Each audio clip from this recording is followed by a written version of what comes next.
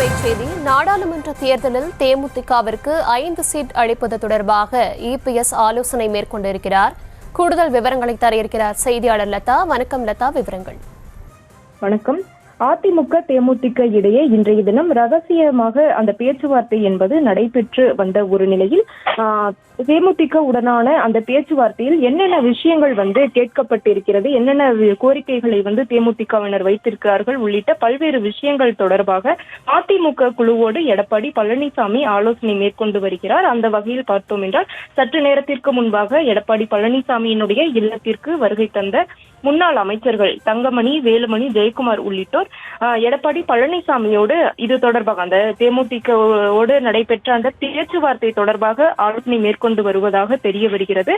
குறிப்பாக பார்த்தோம் என்றால் இன்றைய தினம் நடைபெற்ற அந்த பேச்சுவார்த்தையில் தேமுதிக 5 தொகுதிகள் வரை கேட்டிருப்பதாக நமக்கு அந்த தகவலானது கிடைக்கப்பெற்றிருந்தது. அதே போல அதிமுகவும் தேமுதிகவிற்கு 4 தொகுதிகள் வரை கொடுக்க தயாராக இருப்பதாகவும் தெரிய வருகிறது. இதற்கிடையே 5 தொகுதிகளை தேமுதிக வலியுறுத்தி இருக்கக்கூடிய ஒரு நிலையில் அந்த விஷயங்கள் தொடர்பாக அதிமுக குழுவோடு எடப்பாடி பழனிசாமி தற்பொழுது இந்த பேச்சுவார்த்தையில் ஈடுபட்டு வருவதாக தெரிய வருகிறது. கடந்த தேர்தலை பொறுத்த வரைக்கும் அதிமுக கூட்டணியில் தேமுதிகவுக்கு 4 தொகுதிகள் ஒதுக்கப்பட்டிருந்தது.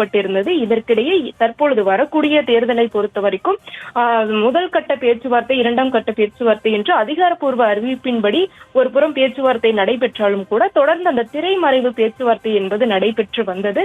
இதற்கிடையே ஆரம்பத்தில் இரட்டை இலக்கங்களில் தொகுதிகளை கோரியிருந்த தேமுதிக தொடர்ந்து 9, 7 என தொகுதிகளை குறைத்து கொண்டே வந்தது. இதற்கிடையே தற்பொழுது 5 தொகுதிகள் வரை ஒதுக்கினால் நாங்கள் அதிமுக கூட்டணியோடு போட்டியிடுவோம் என்று தேமுதிக தரப்பு தெரிவித்ததாக சொல்லப்படுகிறது. இதற்கிடையே தேமுதிக 5 தொகுதிகள் வரை ஒதுக்கி இருக்கக்கூடிய ஒரு நிலையில் இது தொடர்பான அந்த பேச்சுவார்த்தையில் எடப்பாடி பழனிசாமி ஈடுபட்டு வருகிறார். குறிப்பாக கடந்த தேர்தலில் பாஜக இந்த கூட்டணியில் இடம்பெற்றிருந்தாங்க. அதிமுக கூட்டணியில் தற்பொழுது அவர்கள் இல்லாத பட்சத்தில் கூடுதல் தொகுதிகளை தேமுதிக கேட்டு இருந்தது. ஆனால் தற்பொழுது பாமகவும் அதிமுகவோடு இணைவார்கள் என்று ஒரு புறம் சொல்லப்படக்கூடிய ஒரு நிலையில் தற்பொழுது தொகுதிகளை 5ஆக குறைத்து கேட்டு இருப்பதாக சொல்லப்படுகிறது. இதற்கிடையே 5 தொகுதிகள் ஒதுக்குவது தொடர்பாக எடப்பாடி பழனிசாமி அதிமுக குழுவோடு அந்த பேச்சுவார்த்தையில் ஈடுபட்டு வருவதாக தெரிய வருகிறது. விவரங்களுக்கு நன்றி லதா. செய்திகளை உடனுக்குடனும் துல்லியமாகவும் தெரிந்து கொள்ள சப்ஸ்கிரைப் பண்ணுங்க.